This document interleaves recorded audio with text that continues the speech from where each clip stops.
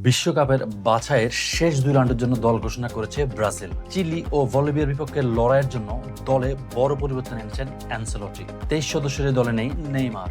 শেষ মুহূর্তে নতুন করে ইনজুরিতে পড়ায় দল থেকে বাদ পড়েন তিনি।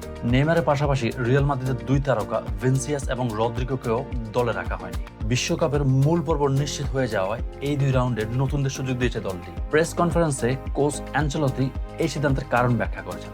নেইমার সম্পর্কে তিনি বলেন, গত সপ্তাহে তার ছোটখাটো সমস্যা হয়েছিল, তবে আমাদের এই মুহূর্তে নেইমারকে পরীক্ষা করার দরকার নেই।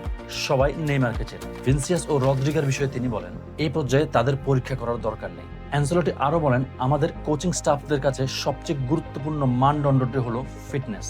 যারা জাতীয় দলে খেলবে তারা শতভাগ ফিট থাকতে হবে, এটাই আমাদের জন্য অত্যন্ত গুরুত্বপূর্ণ।